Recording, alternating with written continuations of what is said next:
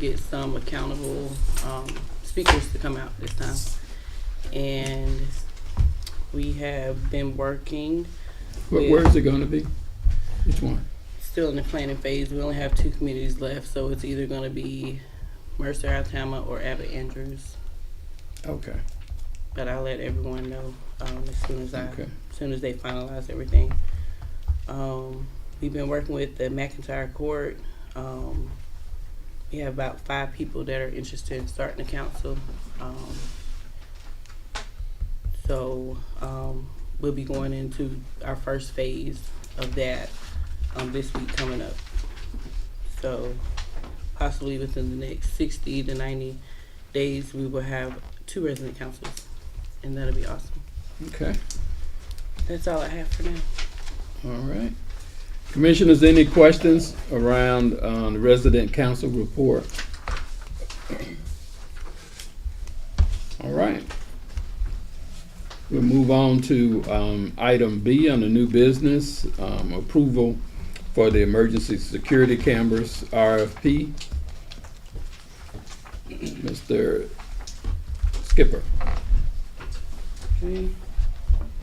Afternoon. Brunswick Housing Authority recently put out an RFP requesting upgrades to our existing server, our existing security camera infrastructure, as the existing infrastructure is outdated and unreliable. We've gotten several responses. RJ Young is here with us today, and they issued the winning response. We also have some attendees on Zoom and their contractors, USA Techs. I'll let Mr. Charlie Denny and Harry Schaffer introduce themselves, and they'll cover any questions to the contract that you have sitting in front of you that they are proposing. Good evening. My name is Harry Schaffer. I'm the current sales manager for Northeast Florida and Southeast Florida for RJ Young. Yes, I'm Charlie Denny, account executive with RJ Young, covering Brunswick and Northeast Florida. Thank you. Welcome. Thank you. Can our Zoom members hear us? You should be able to hear from that mic right there. They should be able to. Right. Not getting your responses. I'm asking why. We should be quick. Technical limits.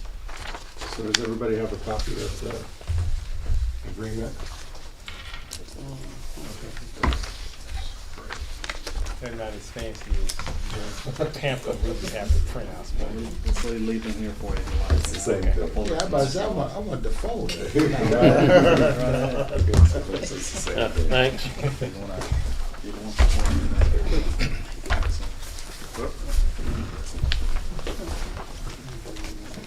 Commissioner.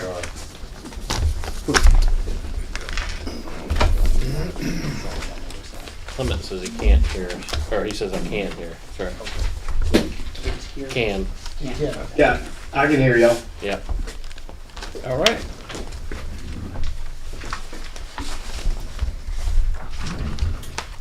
Is there a, you just gonna go through this, or is there something, a presentation on the screen?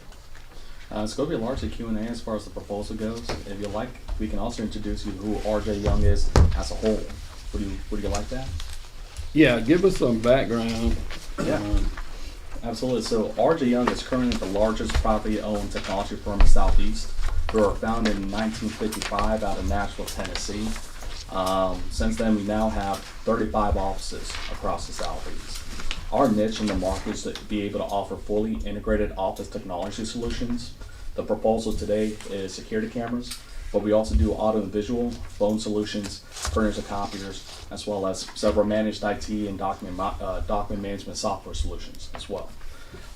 We have certain niches that's specific to our company, like in-house leasing. We do now sell your lease to a bank. We have that fully in-house for us to manage fully ourselves to offer the best customer support and flexibility within contract terms. And other than that, we have a full list of people that are supporting the Brunswick Housing Authority. Our specialists are on the call here today. Our Regional Vice President, our Director of Technology Services, or rather VP of Technology, as well as USA Techs, which is one of our trusted partners when it comes to low voltage installations. Well, let me ask this, because we're just getting this Okay. contract and outline. Clement, do you have a copy digitally? Did you all send that out? Yes, sir. Yeah. I'm looking for it. I'm not seeing it, but it'd be helpful if y'all could forward it to my email again.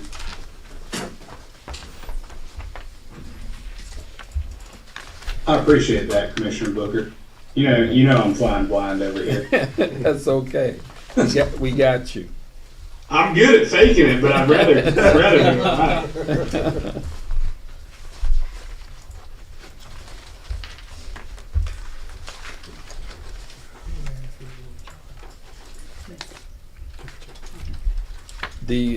I guess my question, just since we're just getting this,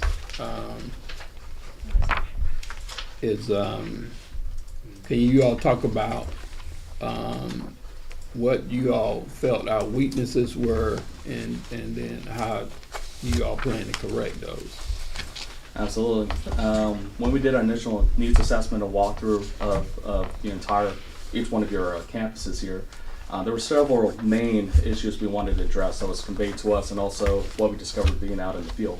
One was blind spots. When your existing security camera system was put in, I believe it was 10 plus years ago, just about, roughly that time frame. But during that time, trees and moss have overgrown to be able to cover some of the parts of the security camera system. So our new solutions could be able to take that into account and make sure that the cameras are strategically placed to eliminate those blind spots.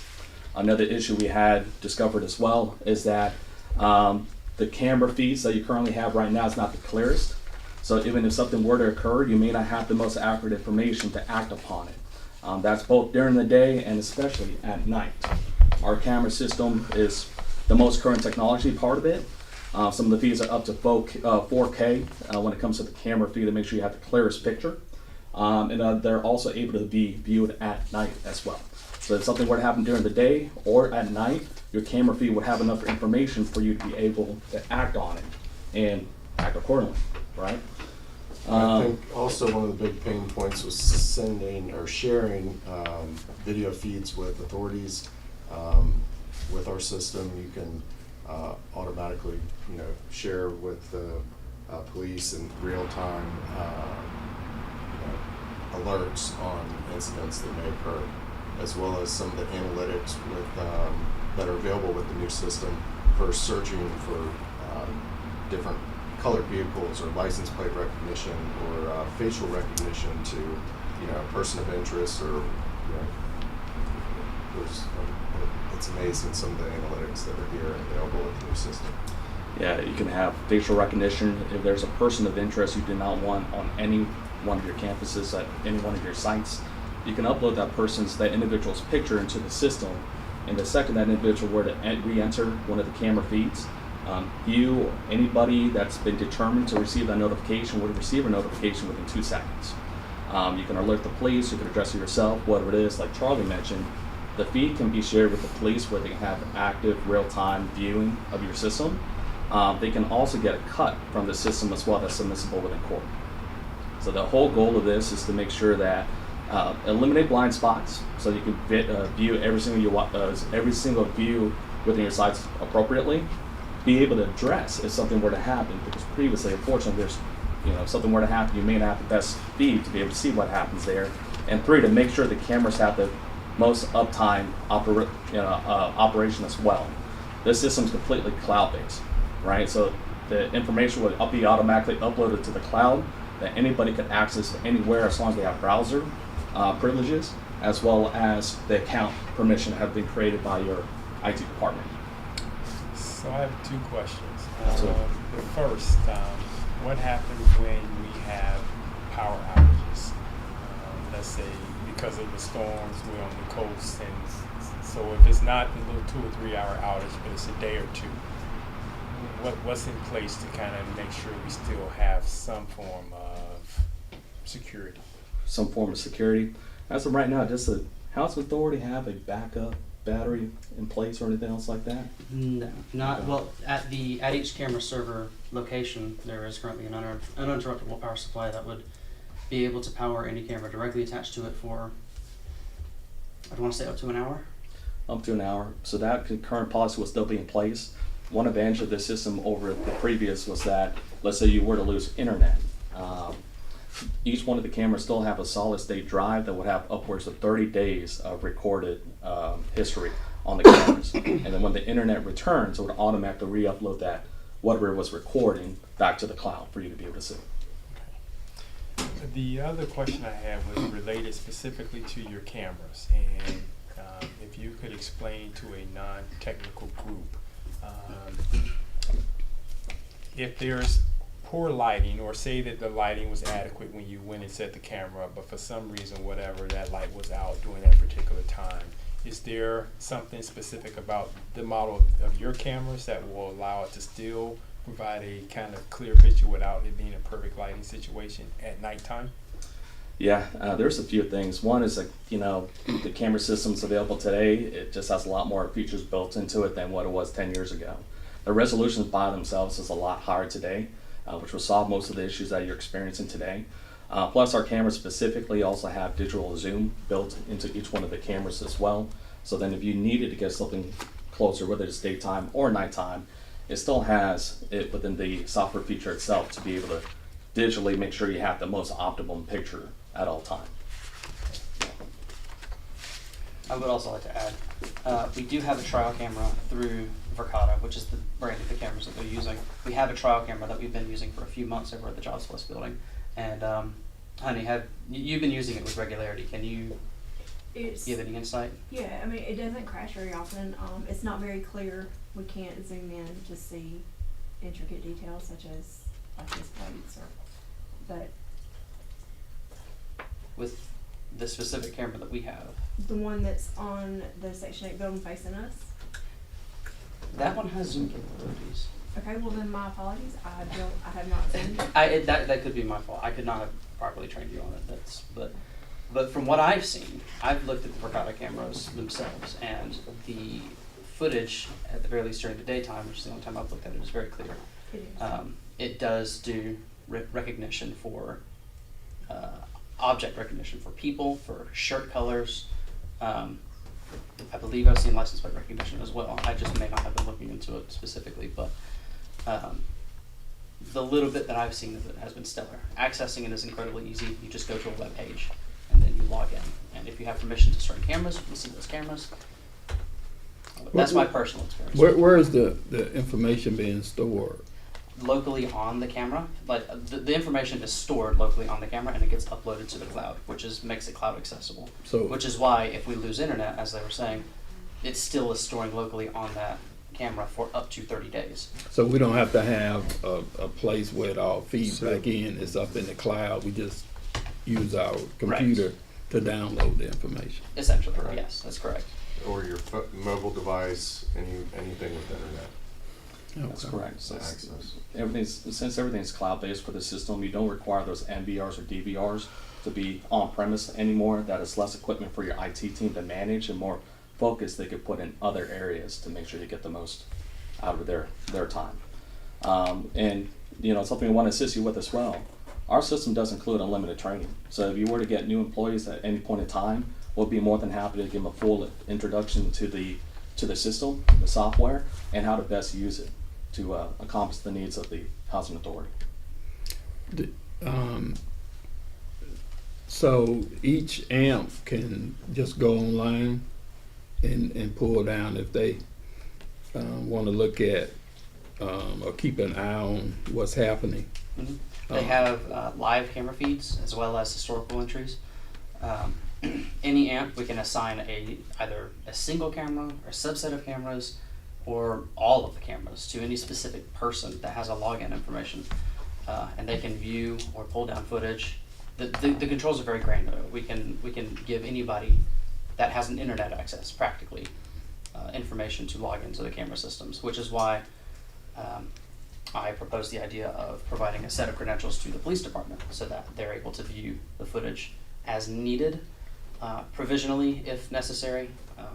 I mean, we're amenable to just about any solution. Specifically with these cameras, it's remarkably easy to, you just get a username and password, you log in, you can see all the cameras you have permission to. You pull down data, and it's immutable as well, which means nobody can go in and delete something, for example. Not that that would ever happen, but Yeah. if somebody ever got the idea, they wouldn't be able to. Okay. There is unlimited users you can have on the system here. It would be able to integrate with something called Active Directory, which is managed by your IT team currently, which will push out permissions based on the role that an individual has within the housing authority. So if they want full permissions to see every camera they can, and they only want permissions on one site, they can. And in order to, restrict whatever information. And then, if you have somebody that were to leave the housing authority, as long as it's updated within your system, Read my mind. Go ahead. it would automatically update into the Verkada system as well. Yeah. The way that works is anytime an employee is terminated, I receive the termination notice, their account is disabled on our local site, and that permission gets reflected onto the cloud within a matter of minutes. So if anybody needed to see something and they weren't allowed to, they can't. And as to the durability of the equipment itself, so you envision potentially rascals trying to throw rocks to see who could hit the camera? Sure, that's a great question. So, nothing's indestructible. Our cameras are very, very durable, but all the cameras come with a 10-year warranty. So if for whatever reason something does break, lightning strike, could potentially damage the camera. During that 10 years, we just send you a new camera, and it's covered, no cost. The 10-year warranty is an industry-leading warranty. These cameras are manufactured within the United States. The support's within the United States. We're just one layer of support. You also get support from Verkada, the system itself, with either a messaging system within the platform where you can reach somebody rather quickly, or submitting a service call that either us or Verkada could address, whether it be remotely or in person. The cameras also have a tamper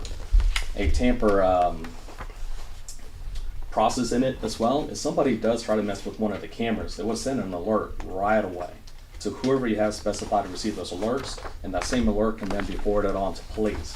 The police will have the exact location and feed of the camera at the time of whatever's happening. So how is it connected to the police, Bradley? Does the system automatically contact, or we have to contact? There's several different ways you could get that accomplished. One, you did mention creating an account for the police, so we could put in rules in place that if a tamper were to happen, or an individual you don't want to have there, the police could be the ones that's notified of when one of those alerts were to occur. Another way to be able to share the feed is that there's actually a URL link that you can share from within the system itself to any individual. And you can set that URL link to be a temporary link where the individual could have access to it for a couple hours, 2 days, set a week, whatever is up to you that you're going to want to share that feed with. You can also do permanent shares as well. In addition to our on-site Active Directory, we can add additional users outside of our Active Directory. So if we wanted to add our KPAC to the camera feed so that they can view live footage of wherever we wanted to, we just create them an account outside of our Active Directory, and then they'll be able to access it. Just the same as our internal users would. Same permission sets, everything. The maintenance on the cameras, is this something that's done every 6 months, every quarter, every year, every couple years, or they just allow it to run and as long as it's operable, it's left alone? That is correct. When we install them, we expect we're not supposed to do much to them for the next 10 years. The exceptions to that could be largely if you need this deployment in whatever different direction, or change the position of it slightly, and whatever the case is. But we're going to take care of most of that on the front end. So we did a pretty well needs assessment to know the position and where these cameras are, where they need to be, and what they need to be. They would take a look at what trees and moss to take an account for. But even after install, there's still going to be a step in the process where everybody's going to review the feeds and make sure that we agree that's the best angle that everybody wants to have. And if we need to make any adjustments on the front end, we'll be able to do that right away, and we'll have that conversation discussion. And each one of these cameras with a solid state drive is like its own mini computer. So firmware updates are all going to be included in your licensing. So that's basically maintaining that camera, mini computer, so to speak. That is correct. That's a good point. Many other systems in the past, they don't get automatic updates. Ours does. One example of one of those automatic updates is license plate recognition. When we first started selling the cameras, they did not have that feature built in. A couple years ago, though, Verkada came out with that feature and released it. Not only did they push it out on their new cameras, they also pushed it out on their existing fleet that was already out in the field at no additional cost to the customers. So if another upgrade was to happen like that, you wouldn't need to buy a new camera system like you would for other manufacturers. You would just get that update. Do the cameras look out to the roads? I'm trying to look at the sketches, but I know they look at the campus, but do they look out to the perimeter as well onto the roads? They do. Some of them have the sidewalks. It's the total coverage of all the buildings. We try to get as many doors as possible, entrances in and out, parking lots. Here's a point that I want to illustrate as well. The camera system as a whole is scalable. So if we end up wanting to add another camera into the future, it's as simple as ordering the camera, scanning it into the system, and it's ready to go. Put it up, give it power, and it's ready to go. You could have a camera, so from the time you receive the camera, you could have it up within a few hours. That's well. Absolutely. My question is mostly for Mr. Baisden and even Skipper. Have we looked at this proposed budget, and does it connect with what we can do and will not cause any issues down the line? Because I believe it's a great program and definitely needed. We've been talking about it. Just wanna, me being the finance man. Gotcha. So we have two capital funds that when they're issued for 2020 and 2022, they have an expiration date.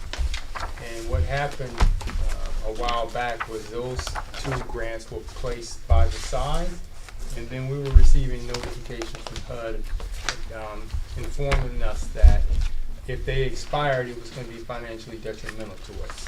So that's why we had the emergency hearing, because we had funds that were sitting there that we were not utilizing, that were about to expire. We were able to use everything for 2020, and the 2022, which is set to expire on May the 25th. As long as we have an obligated contract, those funds can be designated, and I believe the overall total for this contract is not even half of what we have in that capital fund. Okay. Yeah. Go ahead, Rich. What's the difference with the fisheye camera? What's so special about that? Sure. So that particular camera is a wide angle view. So it's 180 degree.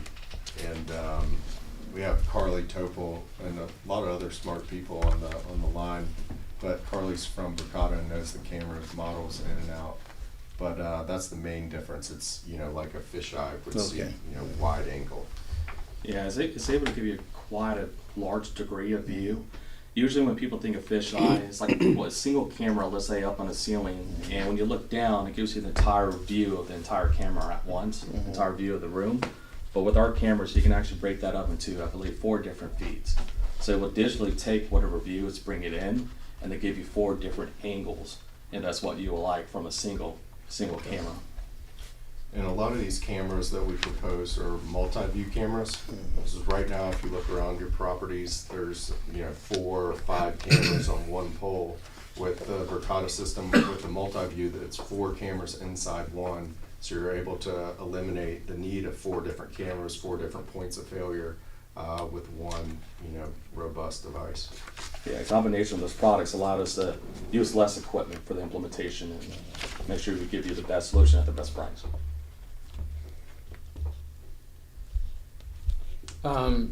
Commissioner Collins, you have any questions? Oh, I got all kinds of questions. So tell me about this 10-year warranty. I'm going through your proposal and I only see a 1-year labor and materials warranty. Where's that called out with the exceptions and exclusions? That is definitely something we can have out in writing if it's not currently in the proposal today. We could give you the exact wording of what that was going to be, for sure. Hey, this is Lane Pressel, the Regional Vice President for the South Region. Can you guys hear me? Yes. Yes. Yeah. So Clement, if it's not in the proposal, we apologize, but I can definitely give you guys in writing the 10-year warranty. That's maybe a mishap on our part, but if you need something in writing or us to put that on paper to make you feel more comfortable, we'd be happy to do that. This is let you know. Yeah, I'd like to see that. I do see, this appears to be a signature-ready proposal, and there is warranty provisions, but there's only the workmanship and product warranty that references 1 year. So, yeah, seeing that would be super helpful. A couple other questions.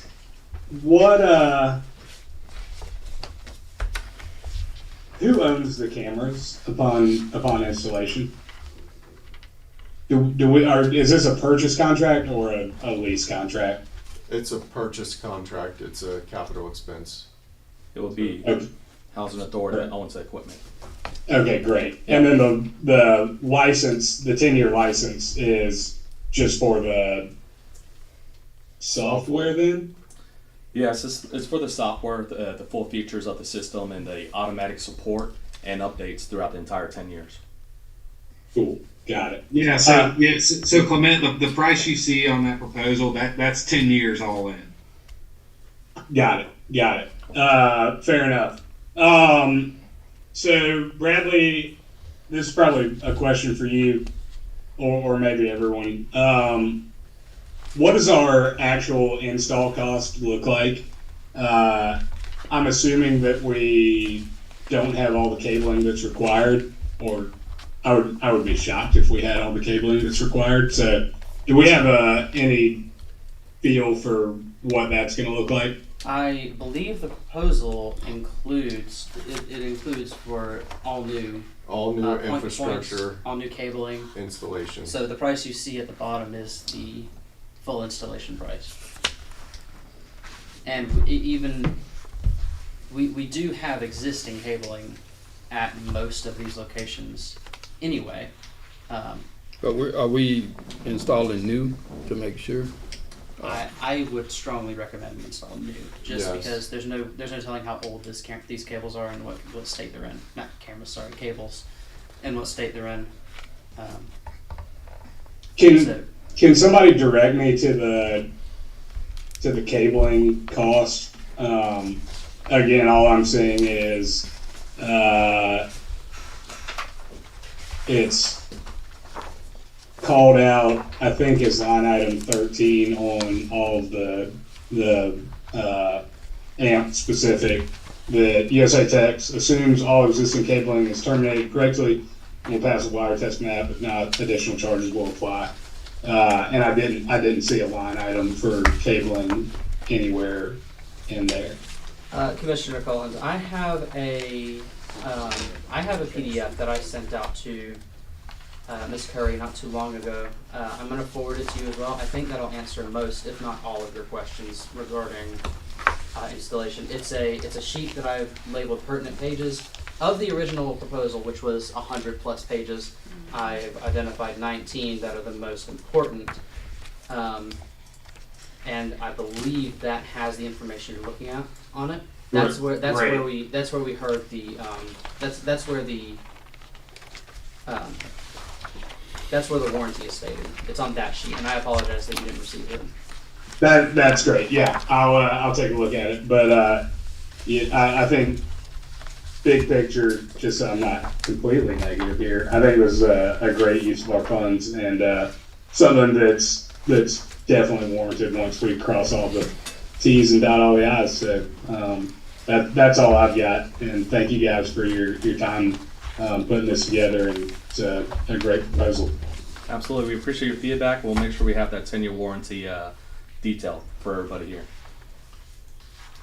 And then also, we're gonna do this as a phased approach per location.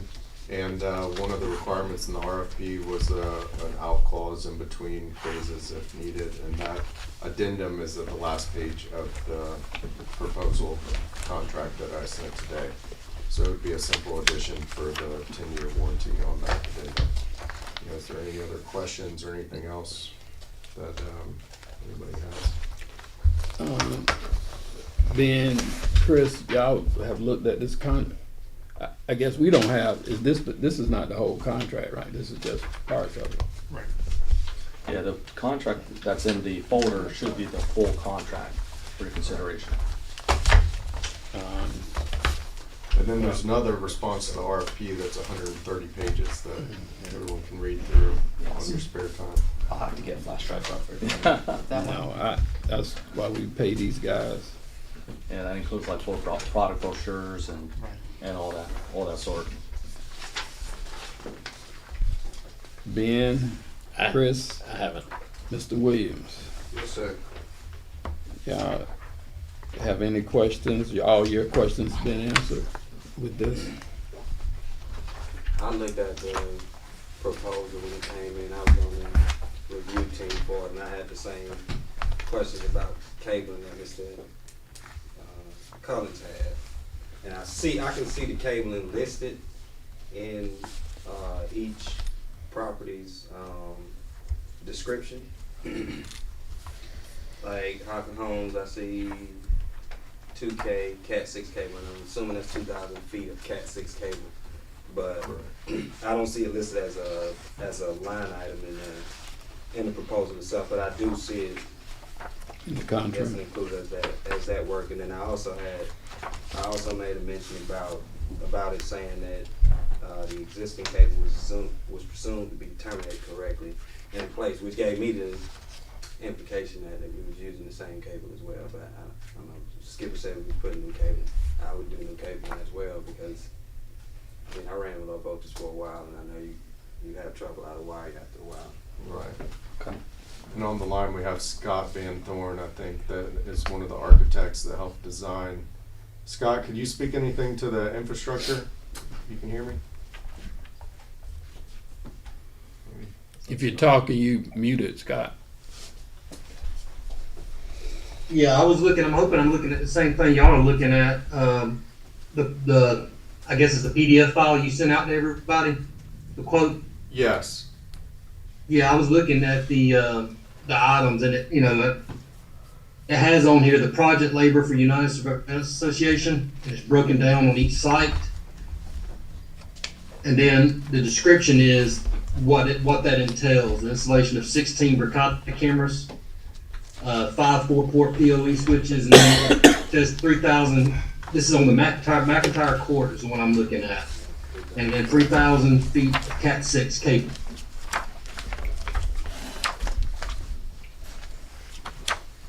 All right.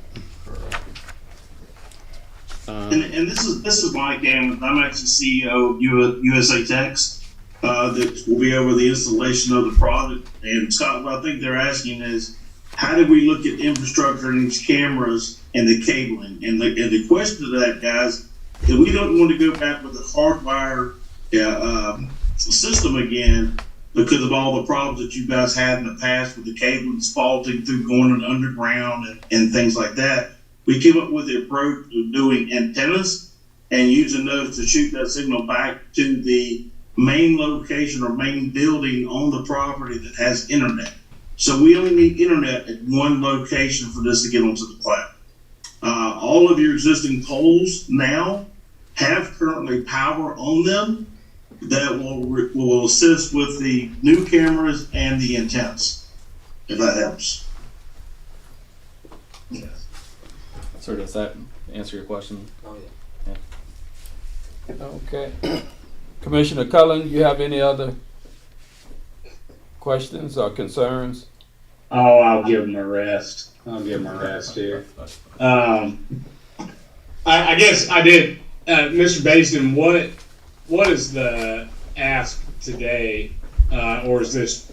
Are we being asked to ratify, or is this just more informational as we said today?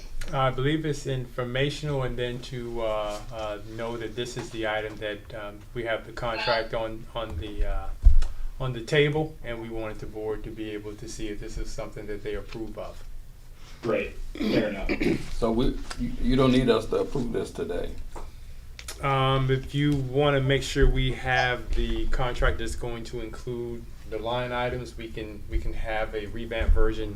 The thing that Mr. Skipper was trying to inform everybody was if you got the full thing, it would be a large document, and so we was just trying to provide the essential aspects of the contract, specifically the total and the cost, so that you would be aware. And I think Yeah, that was a I don't small have PDF. I don't have any other concerns. If you all have looked at this, that's contract wise, and Mr. Williams is saying it, and Mr. Skipper believe it's going to include everything, then I'm ready to approve it. Unless the commissioners want to wait and get more information about something.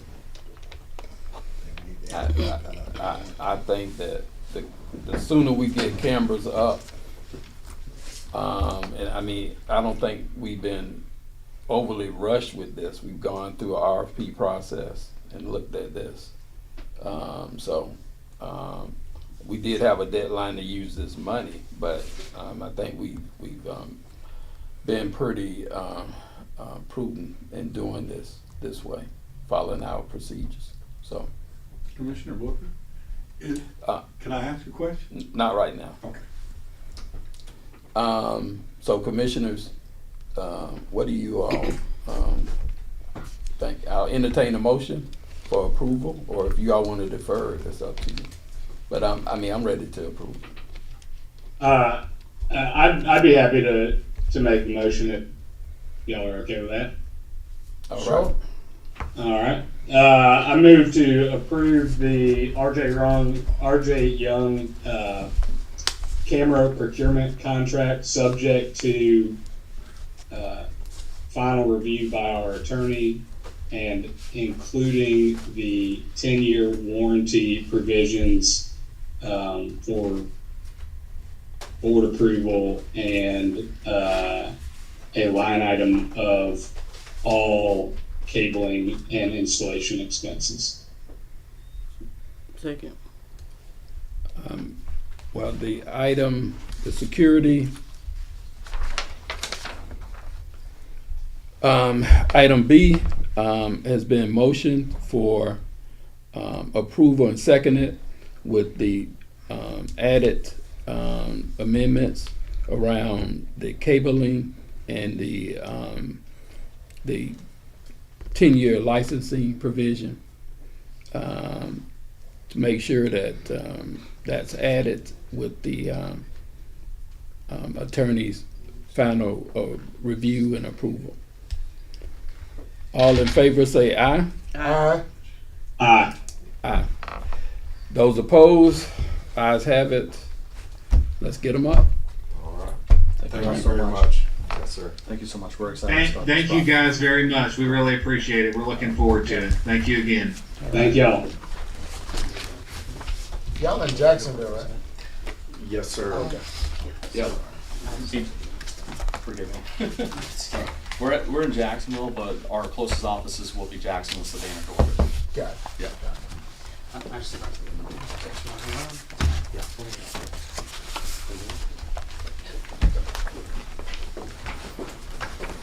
Right. We'll move on to the youth development RFP updates. Mr. Jackson. We had 2 RPs out, one for the youth development and one for family development, that included financial comprehension services for our residents. On the youth, we didn't receive any at the deadline. Mr. Bazin had gave me the responsibility of making sure we extended. I talked with the 3 organizations that wanted to do it. I talked to 2 out of the 3. I messaged the 3rd one, but they haven't heard back, just to let them know that we have extended it. for a later date to get those proposals in. So the youth services, are we talking about like after school program School, and summer camp? Yeah, anything dealing with teen workforce, those type things. And so We had so many before, why not now? I think They called and asked, they knew about it, but I guess the deadline was a mix up for them. Yeah. well, and so how long did we extend it to? I think May 2nd. 2 weeks. Okay. Who were the three potentially responsive organizations? You had the City of Brunswick Parks and Recreation, Greater Works with their STEM program, STEM camp, and the Rock Climbing Walk, folks downtown, with Michael Gowan. I sent Michael Gowan an email, told him to contact me. So they're going to tell him that it has been extended. Okay, rock climbing.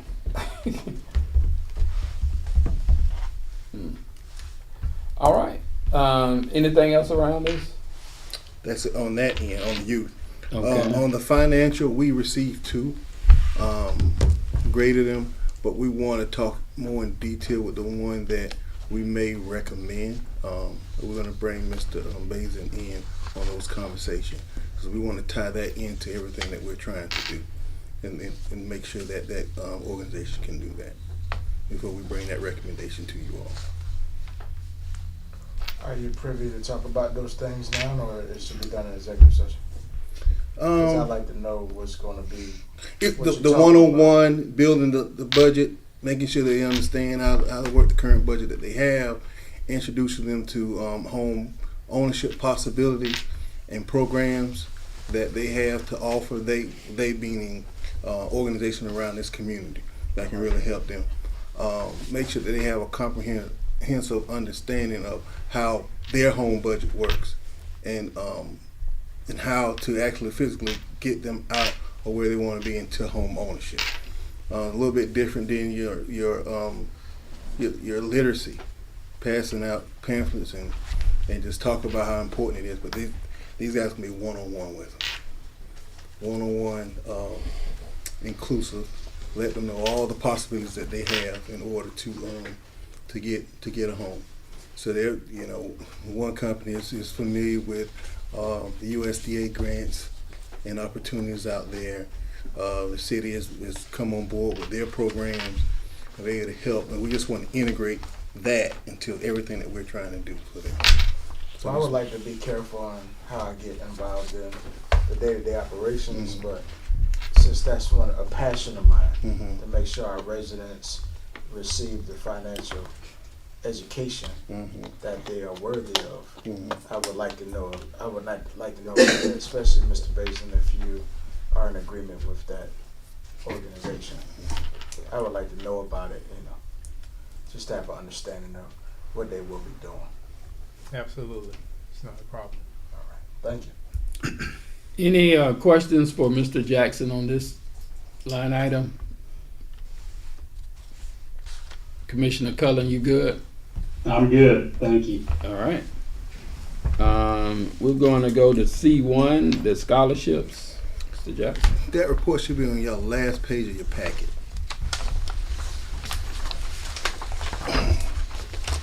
Talk with our winners from last year. First semester, fall semester updates on where they are. Out of the 2 that received money, 1 is not going back to school. The other said they were going to go back to school, and I made sure that they had their application and their community service forms, because that's part of the renewal process. You have to do 30 hours. I also went to the schools, Glen Canyon and Brunswick High, had the opportunity to sit down with most of our seniors in public housing at Glen Academy. in the fall to go over what was going to be expected in the spring. And I talked with the counselors at Brunswick High. So at the end of the day, we ended up with 3. The one from Brunswick High, we have one that's currently in school. I'm trying to do without saying names. One is currently in the college, and also an adult. We consider that as adult. Another high school senior who's graduating from Glenn Academy. So we had 2 public housing and 1 Section 8. Went through the applications. As you see, one had 2 colleges next to it. They haven't decided what they're going to major in, and they also said that they were going to, according to the application, they were going to start in the spring. So that kind of dictated how much we wanted to recommend for that person. But everyone else, looking at what they had and what they are competing for with other scholarships, the first one up top, that one should be receiving a lot of scholarship money. Because they only. So how are we doing this? Is this just annually? Yes, annual. That can be renewed. So once they get it, they can renew it. Yeah, if they once maintain they maintain a certain GPA Right. and do the 30-hour community service that are offered to the ones recipients from last year. Okay. So what you have is what we reviewed and recommend for award. Okay. Commissioner Cullen, do you see this in your? I'm assuming you have the packet digital. I do. All right. All right. Any questions? If not, you need us to approve this. Yeah. And I'll entertain a motion for these scholarship recipients. I'd like the motion that we approve the scholarship funds for our recipients. So yeah, one is sustained.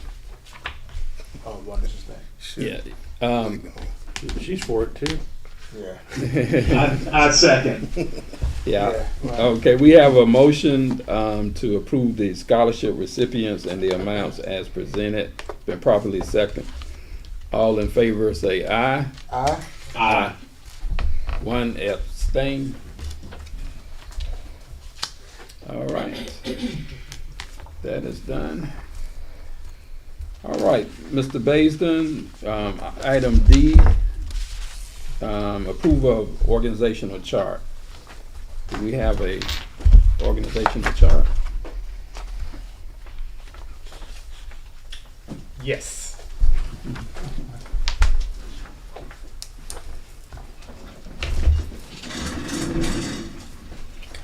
Good afternoon. Good afternoon.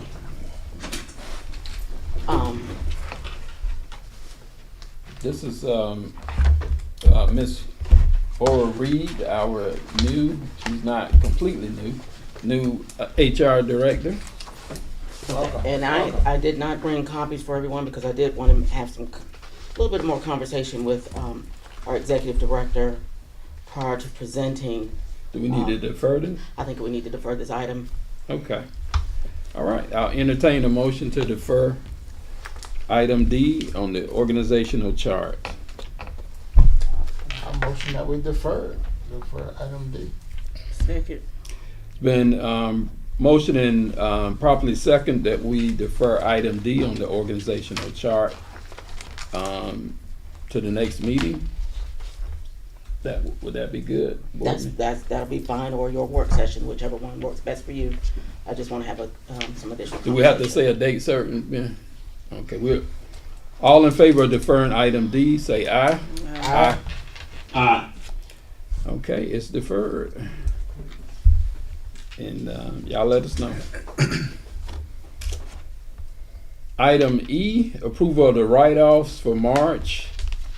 It's Ms. Smith, are you on the phone? I am. All right. I am. Okay.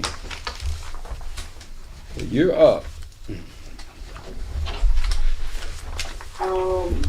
Hello, everyone.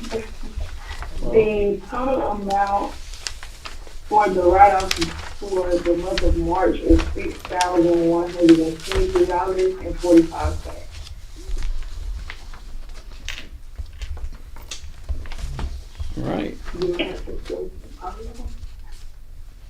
Commissioners, any questions about this? None here. I don't have any.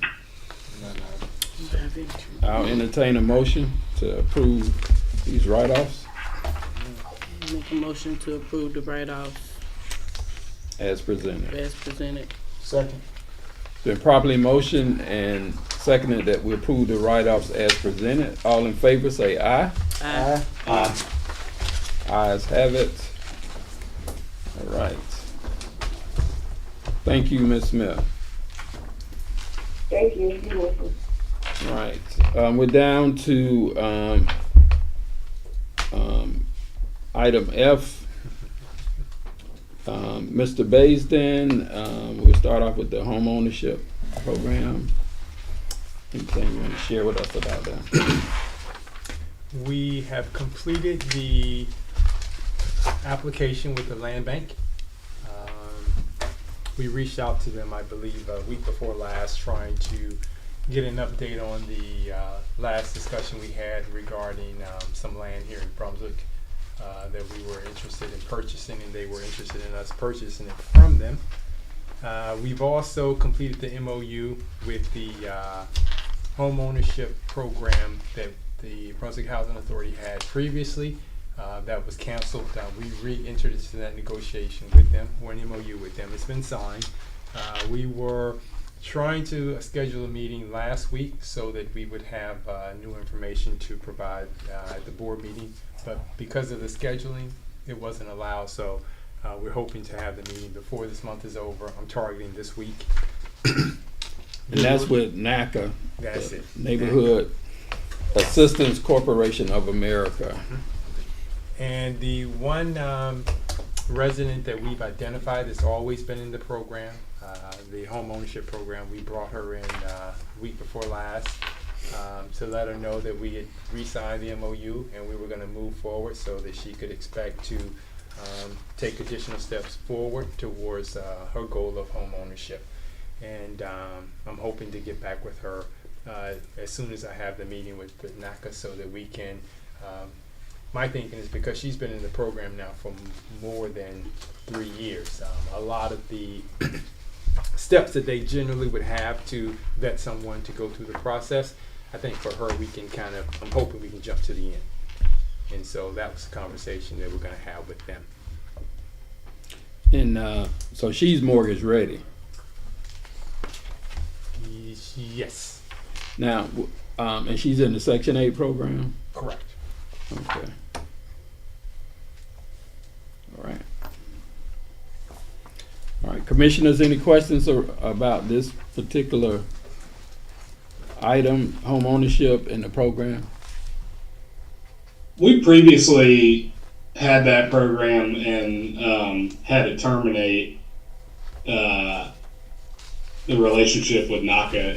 Isn't that correct? And if it is, what have we done to mitigate those factors that made us terminate previously? From my understanding, it was because we were not an active participant, meaning we engaged in the process, but then we didn't carry our end, and so they just, from my understanding, they canceled the agreement. And so we've gone back to them as we have to certain vendors in the community and explained to them that, you know, we're moving in a different direction. Okay, fair enough. Mr. Williams, weren't you involved in that? No, sir. That was a different Williams. And that was Vince.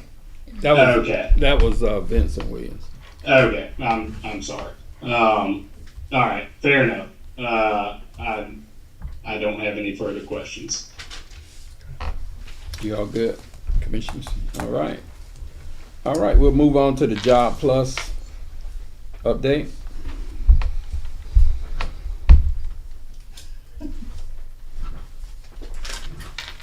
Good evening.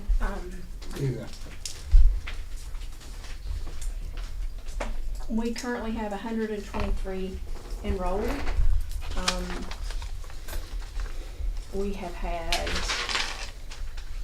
I believe we've had 5 move out of housing, not evicted, but move out, that were employed as part of Jobs Plus. We've had 3 that have been employed for 90 days, and we have had 1 that's hit 180 days that we've assisted getting jobs. We have additional ones that have been employed for longer periods of time, but they were already employed when they came to be enrolled in our program. We finally got the JPEID figured, broke down per. What is that? Jobs Plus earned income disregard. So any earned income, once they're enrolled in Jobs Plus, if it's earned income from a job, Jobs Plus is supposed to pay that difference in that balance for rent. So if their income go up, we recalculate what their rent is. Yes, sir. And the difference from their old rent, Jobs Plus, will pay. Yes, the sir. difference. Or if they're paying 0 rent, and then all of a sudden they're paying $780 a month, which is happening, then we're responsible for that as well. Ms. Smith worked tirelessly because the numbers for the JPID are not the same as what they figure in Elite. So it took us a while to finally figure it out. What is Elite? Elite is the software, I apologize, Elite is the internal software that is used to collect payments and rent for our residents currently. The software that we use is from HUD, where we figure the JPID calculations. But I really wanted to thank Ms. Smith for working so hard, because it was a lot to go back through. But we have this figured, broke down by months of who's earned and the difference in incomes that we have that now. And it was a total of, I want to say it was right at $4,000 that was owed for the back rent, because we hadn't calculated for so many months. And I apologize, I don't have everything. I didn't work today, and I saw the income come from Ms. Curry while I was in Jessup, so I ran in and printed everything off, so I apologize for not being 100% prepared. So what about so are we getting reimbursements from the grant? We're drawing down. So what we'll do is every month now, so we don't have to have such a backlog, is every month, Ms. Smith and I have put into place that they'll figure out the rent, send it to me, we'll put it on a spreadsheet like this, give it to Ms. Gwen, and it'll be drawn down every month. So instead of having a large sum like we've had, we'll draw it down every month now, the rent and earned income disregard, because that's the major portion of Jobs Plus budget, is to help these residents pay that income difference or that rent difference, so that they can be saving that money to move out into their own homes. Okay. We are down to 2 employees in Jobs Plus, so we have stopped. That includes you? Me and 1 other. Okay, so how many employees supposed to have? 6. But I agree with Mr. Basin, we needed to get the rent under control before we started adding additional income, so. So do we have that under control, Mr. Basin? Once we draw down the funds from the grant. All right. Commissioners, any questions about Job Plus? We have the mechanisms for that drawdown though, Mr. Basin. That's all in place. Yes, the funds are there in locks for us to access, but you generally want to submit the invoices and get the approval from HUD, because if you draw down before you get the approval, I guess you can understand what kind of problems that would create. But previously we weren't able to draw down, and that has changed. Is that correct? We didn't have the calculations to submit. And then once we got the calculations, we had some previous invoices from last fall that had been submitted. And we were trying to rectify those with HUD first, because they will only process one transaction at a time. And so now that that's been completed, the next item should be the back rent. Great. My only other question is, I believe in the documents in the application for the grant or HUD guidance, we're supposed to have, what, one case manager per 50 Yes. participants? Is that right? That's correct. And there's no worry for us that because we're down to 2 employees that we're not being compliant. Is that something that HUD's aware of and we kind of have their blessing? They are aware. We've had they traditionally have a monthly call, but we have been a little more active. We had a call with them last week on Thursday or Wednesday, and we actually have one this coming Thursday. Okay, so they're not particularly worried at the moment about the lack of employees. They understand the situation generally. Yes. Okay, fair enough. That's all the questions I had. Mine is kind of connected to Commissioner Clemens. We do have a plan though in place for us to bring on those staff at the appropriate time, right?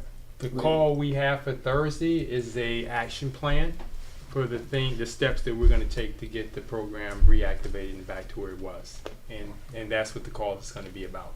Here are the 5 things that we have for them that we want to start, and they're able to say, well, number 4 is probably more important than number 2, so it should be swapped around so that we're all on the same page.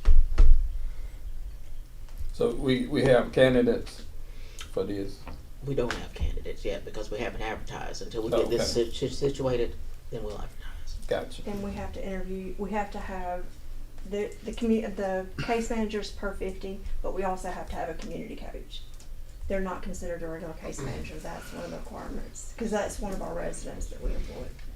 But yes, Miss Reed has everything she needs to be able to advertise. She has the job descriptions, and the way that the last ones are written. What's the salary range for the case managers?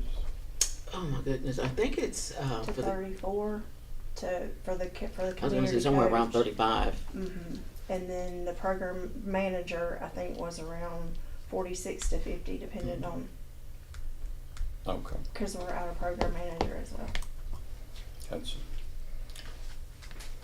Commissioners, any other questions? If not, we'll move on to the next one. Whispering Oaks. We met with them last week. I forgot the name of this team, but they're instrumental in the day-to-day operations. And Lockwood. No. Within Lockwood, they have a one of the issues we were having, Ms. Curry and myself, was we were getting calls from Lockwood from different departments almost every week. And it became confusing because one department didn't know what the other department was doing. And so one of the things that we finalized last week is that Miss Gross, she's the only person of contact for Lockwood for us. So that way we only have one person we have to deal with. All the other departments can push whatever information or concerns they have through her. So that way it's easy for us. I think we have our next meeting scheduled for May 1st. We have identified, I believe it was 7 units that we think we can have up and running or online by May 1st. That was one of the goals, to try to have as many of the properties ready. We've started the mold remediation bids. We've had two vendors come out and take a look, and they're in the process of giving us proposals. I think we want to get one more. The other thing is we had an agency come out and look at the gates, and so that's an immediate concern, and our deadline for that is hopefully May 1st to have the gate up and operable again so that we can maintain the property. In the back of the property, they've made holes so that they can park in the field, and instead of driving in, I guess because maybe there's limited parking, they can just park across the street and just walk through the back of the property. So all of these little small things to try and get the property back up to standard is some of the short-term things that we've identified and we're trying to have done before this month is over. What about the pool? Will it be ready this summer?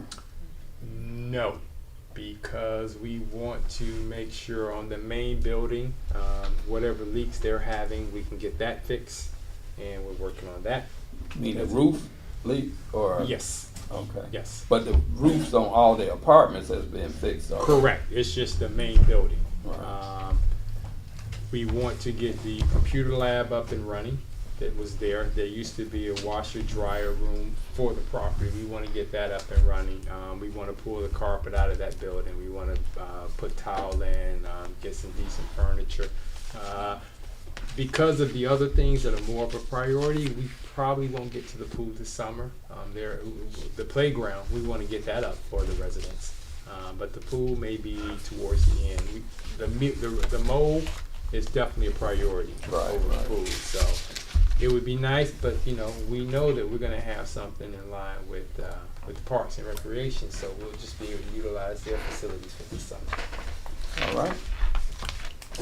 Commissioners, any questions about Whispering Oaks? Concerns? None here. Okay. All right. Next item, free grocery store. And I asked this item to be added. And this is a concept of being able, we had the pantry that for a while for the families in partnership with Second Harvest. But we are changing the culture here, and we want to make sure that we interact with our families and with as much dignity as possible. And I saw this concept on I don't know, I think it was Netflix. But and I met with Second Harvest CEO and the manager here about it. They both were very familiar with it in other areas, and it allows the families to come in and shop just like a regular grocery store, but they don't have to pay for the items in it. But you give them a cost of the items so that they can begin to budget. So this would flow right into what our financial literacy program would be. And so instead of us doing a regular pantry and just giving out the food in boxes, then this is something I wanted to bring to the board to see if you all thought this may be a good idea for us to do. We looked at possibly doing it at the McIntyre Court building. We certainly have space there for it. And of course we have to go and set it up and everything. But I wanted to get you all's feedback on it. I have a lot of wild ideas. This might be one of them. So tell me what you think.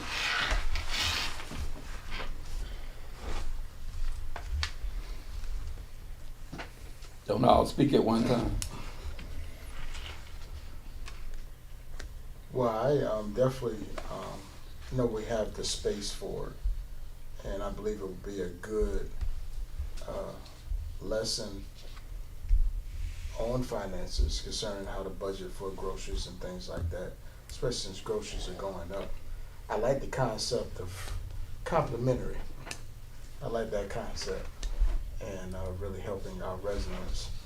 And of course, anything that's going to help our residents in our community, I would be in support of it. I know the McIntyre building, it has a lot of space that we could use for this program. I had a chance to walk through it and really see it. I didn't realize how big it was. It don't look that big on the outside, but I think this could be a great asset. If I don't see an issue with it. If everybody else agree with it, I definitely don't see an issue with it. Me personally, I think it's a great idea. I would just. I mean, it's a good idea.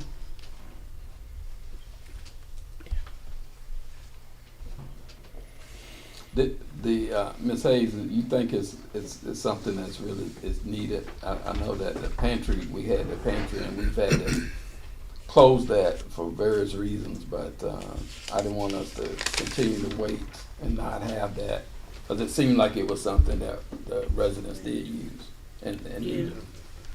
On one hand, it's just like, how do you stop people if they work to abuse it? And then on the other hand, you know, it just depends on how you have it set up.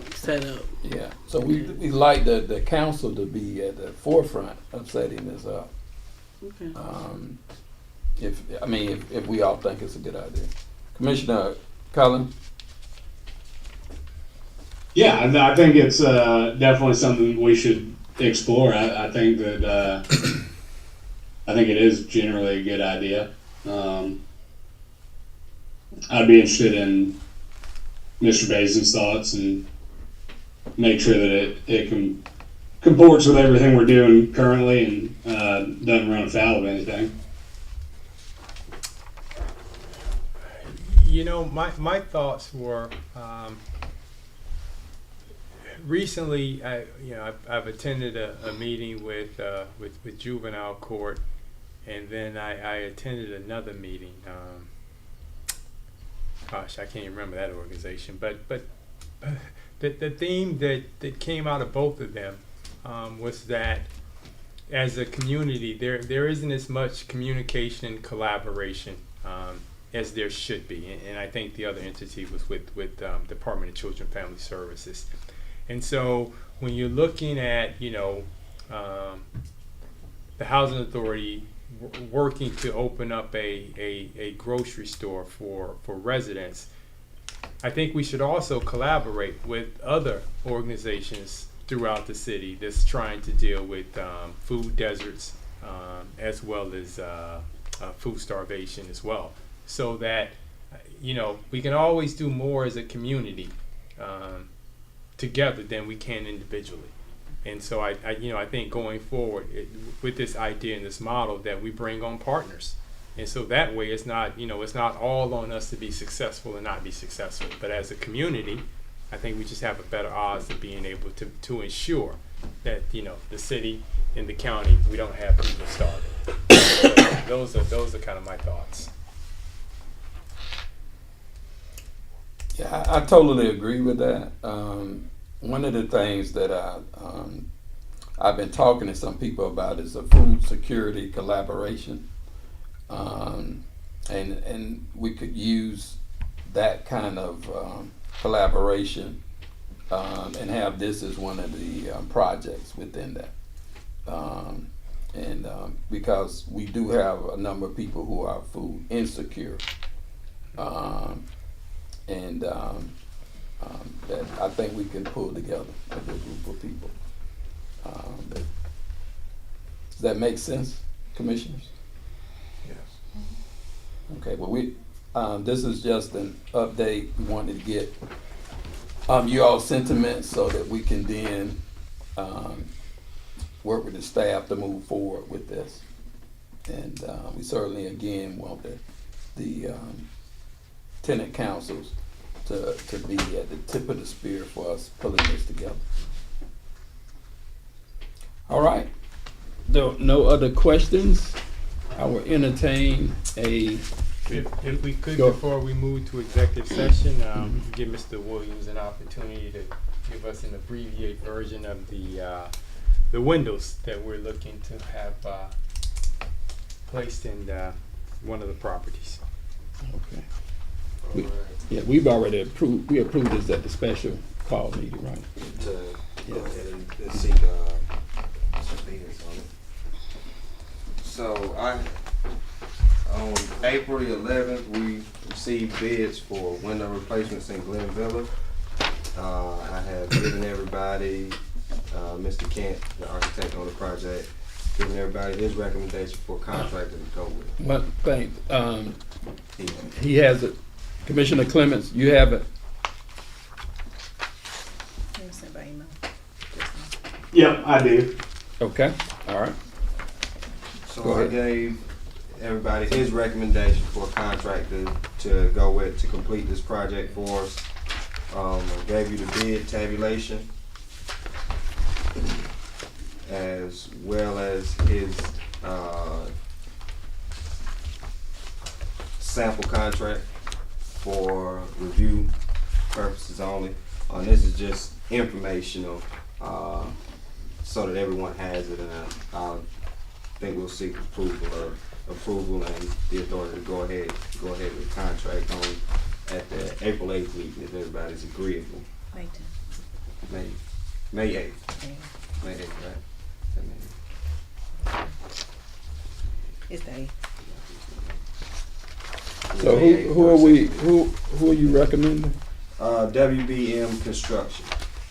They were not the lowest bidders on this project, but the bid that was the lowest on this project, I feared, me and Mr. Kent both feared that issuing the contract to that contractor for the price that they bid, it would put them in a bind, because they gave a bid bond on that contract, and what they bid per window, we know you can't get the window for that. The window in the specifications, we know you can't get the window for that. You can't get the window, you can't get the screen for that. So if we would have signed that contract, they would have held that contractor liable for furnishing us that material at that price. So it was not for the authority to enter into a contract for the lowest price on this solicitation. So that's why I gave everybody the bid tabulation, and I wouldn't explain to you that no, they were not the lowest contractor. So we are, what you are recommending is $190,000. No, sir. $495. $495. No, I'm saying the difference in the lowest bid and this bid that you recommended. Yes, sir. Is $190,000. Yes, sir. Is WBM Construction a local contractor? They are from Matter, pretty much local.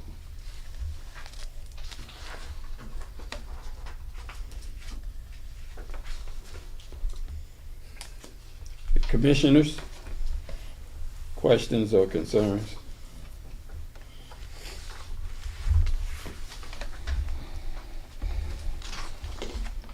I guess just flesh out a little bit what exactly do we know they couldn't get for what they bid? Any other windows? There were 2 approved windows in the specifications. Mm-hmm. There were 2 approved windows in the specifications. There was a Pelco window and a Georgia Palm Coast window. Both were the approved windows in the specifications, and those windows run about $1,500–$1,600 for the smallest one. And then on top of that, there was the screen also, and the screen was like another $300 or $400. And the screen had to be attached at the top of the window. It had to be hinged at the top of the window, and it had to be ADA compliant. It had to be open with a closed fist, one hand. So and they're pretty expensive. They're pretty expensive.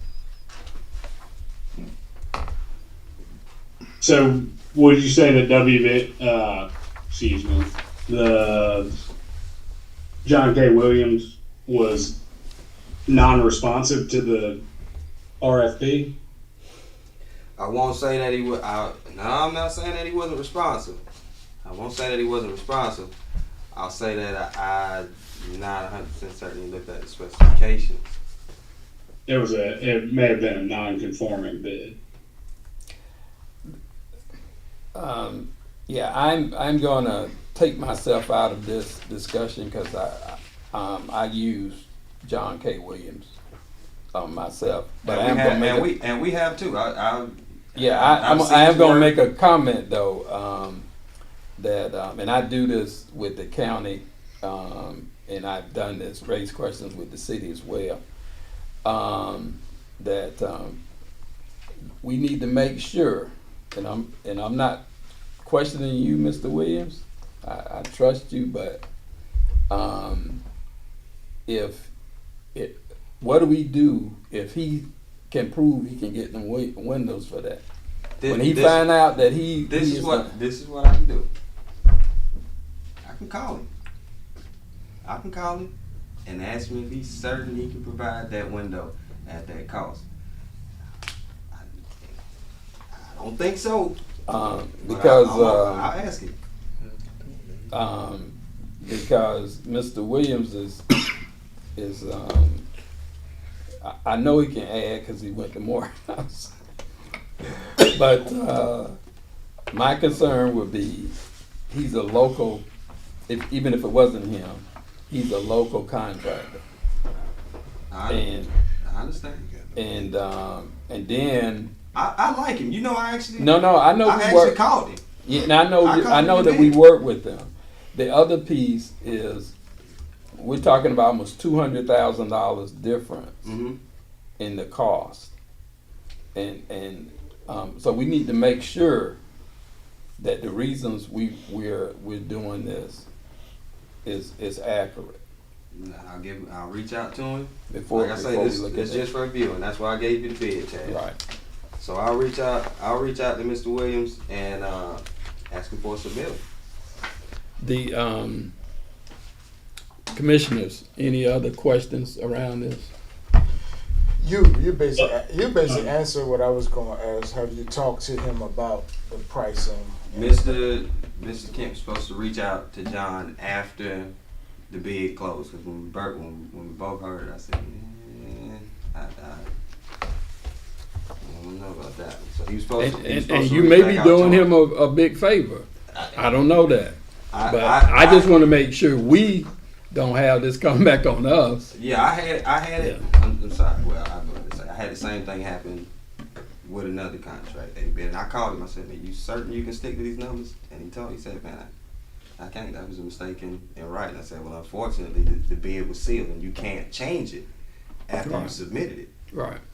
So I feel you. I feel you. I just wanted to make sure. I can reach out to him to make sure. And that's fair. If he can't. Right. If he can't do it at this price, then you don't want to hold him to that. Yeah. You'll put him in some trouble. Right. I agree. Okay. I'm done. So, you about to say something, Commissioner Clemens?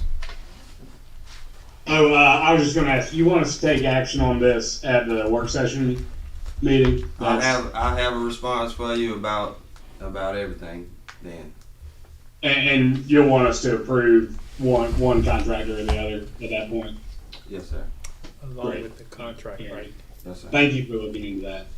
All right. So I'll reach out to Mr. Williams. All right. Thank you, Mr. Williams. All right. Anything else, Mr. Basin, before we go on to executive? That's it. All right. And we're going to executive session for legal and real estate. Can I get a motion for that? Like the motion that we go into executive session For legal and real estate matters. Second. There's a motion to go into executive session for legal and real estate matters. Been properly motioned and seconded. All in favor, say aye. Aye. Aye. All right. Thank you all. Thank you. Welcome to the team. I'm gonna come give it a